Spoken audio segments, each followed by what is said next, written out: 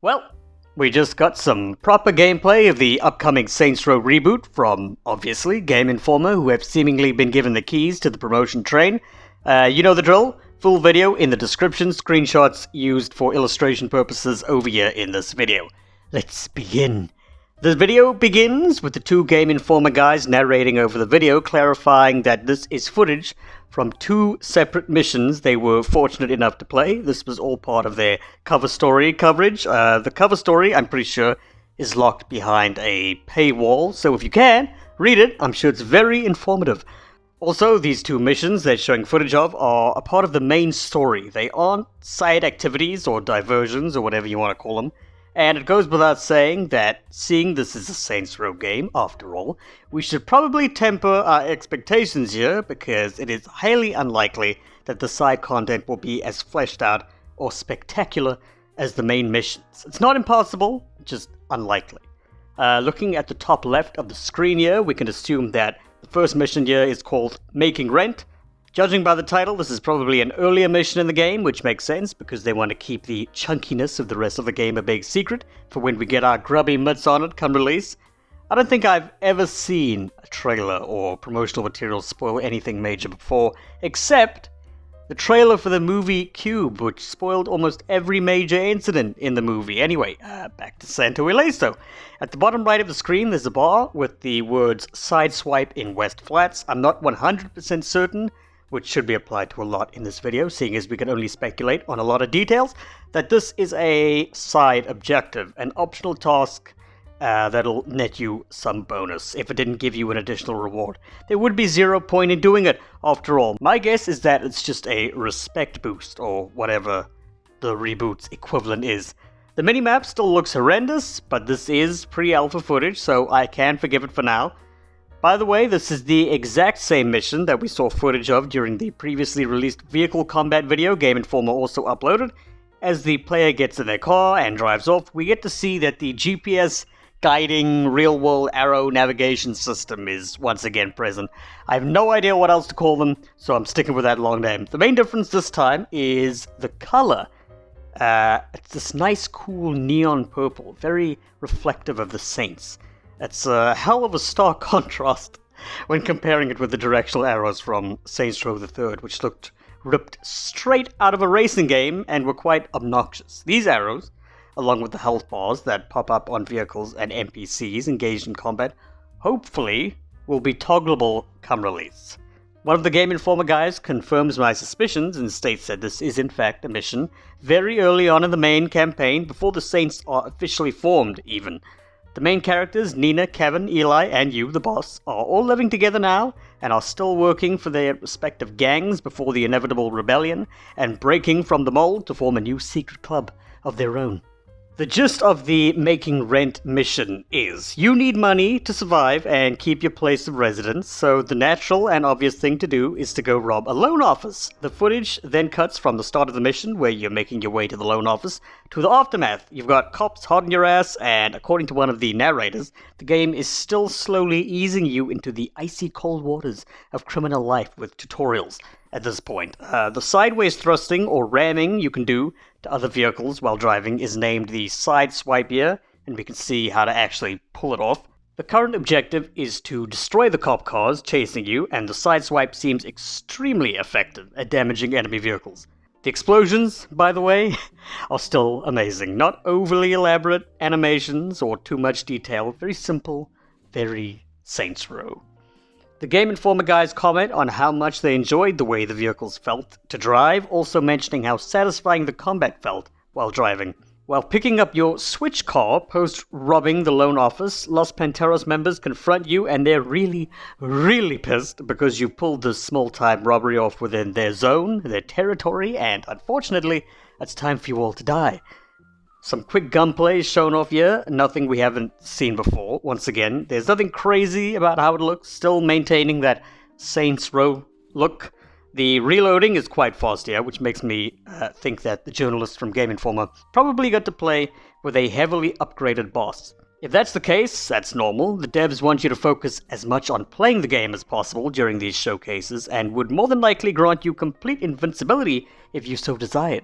Some more Los Panteros arrive mid-fight, firing at you from within the vehicle from quite a distance away. I can't remember if the previous titles had enemy gunfire with such range, but either way, looks good. The rest of the mission, which is essentially you trying to lose the cops within the deserts of Santa Orleso on a bike you yoinked from the place you were supposed to pick up your new shiny, inconspicuous disguise vehicle, and it's mostly just reused footage from the previously uploaded vehicle video. Nothing major to report here, aside from one of the narrators mentioning that there are quite a number of desert chase scenes in both the main and the side missions throughout the game. You'll likely be getting plenty of time to get acquainted with the various vehicles throughout the city, whether you like it or not. Following the mission finale of making rent, aka frolicking amongst the cacti, the video moves on to mission number 2, this time titled Idle Threat. And right off the bat, we're thrown into the thick of things with a good old-fashioned bar brawl down at the Snake Oil Saloon. This mission, as its name suggests, has to do with the Idols gang, and GameInformer Jono number 1 says that we gotta save Kevin. The Idols have captured him and are probably subjecting him to horrific, torturous practices, like, I don't know, maybe forcibly making him wear a shirt or something. It doesn't matter. What matters is that I am consistently impressed with the map and environmental design of Santa Orleso as a whole, as well as the buildings within. It's not too complex, not too detailed, it feels just right for Saints Row. And that's been a recurring feeling for me the more I watch the new footage as it gets released. Despite the initial backlash, which was entirely justified due to how just weird this reboot looked and how crappily it was promoted, it's not looking like dog shit. It looks fun. It looks, at least from a gameplay and artistic standpoint, like a Saints Row title. And that is what I think a lot of us, myself included, were really worried about when Volition labeled this as a reboot of the franchise. But I digress. Back to the gameplay, and there's a bit of talking here about the Idols. They rely on large groups, and they will use their followers to accomplish anything they want, really. They kidnapped Kevin, who formerly worked for the Idols, because naughty Kevin betrayed them. Look at this bike, by the way. Holy shit. Looking at this monstrosity fills me with all sorts of hope for the potential craziness when it comes to vehicle design and customization. There's a reveal here that, as far as I'm aware, has not been mentioned anywhere else really, so previously I thought that, seeing as how every main Saints member was a part of a gang before forming the Saints, and we knew Kevin was from the Idols and Nina came from Los Panteros, I thought that Eli might have had history with Marshall, but no, you come from Marshall. There are no more details mentioned, just that the boss has history with Marshall.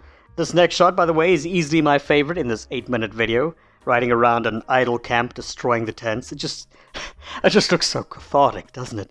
But you're not really using your vehicle to cause the majority of damage here. You're using a porta potty attached to the back of your car.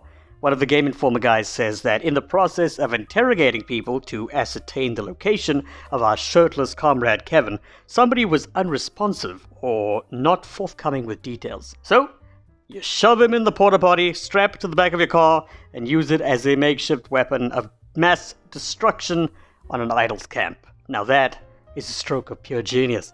It's mentioned here that while just free roaming the map, if your car has the right equipment, you can pull pretty much anything behind you, just like the porta potty in this mission, which is a feature I never really knew how badly I wanted until it was mentioned just now. A quick shot of the wingsuit in action is up next. We've seen this before. The wingsuit acts as your way of navigating the skies of Santa Orleso. This is footage from the ending of Idle Threat. You've rescued Kevin, and you're now crashing an idol party, which is a just comeuppance for stealing the head chef of the Saints. I really like how this area looks, dripping in neon. My guess is it's somewhere within the Monte Vista district.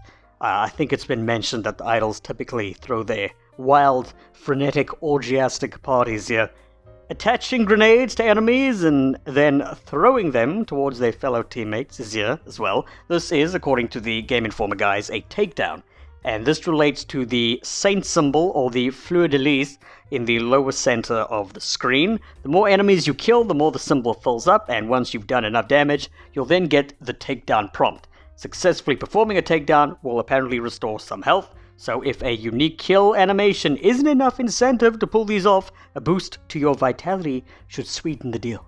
And with that, the new gameplay video comes to a close. This new footage has raised my hope and excitement up by another notch. The hype meter is sitting at the level of, well, it doesn't look terrible right now, and my predictions for the next series of bite-sized news morsels when it comes to the Saints Row reboot is the side activities. I don't think we've seen any of that in detail yet, and I'm curious as to how the whole property system works that they've talked about briefly in the past. I think that they really shat the bed initially when it came to the first wave of promotional material surrounding the game. If they had just made a more, subdued, more familiar feeling trailer to announce the reboot, I think the initial reception wouldn't have been as negative as it was. And I was one of those people who, after viewing the announced trailer, sat there with glazed over eyes and felt absolutely nothing. No excitement, no anger, no confusion, just nothing.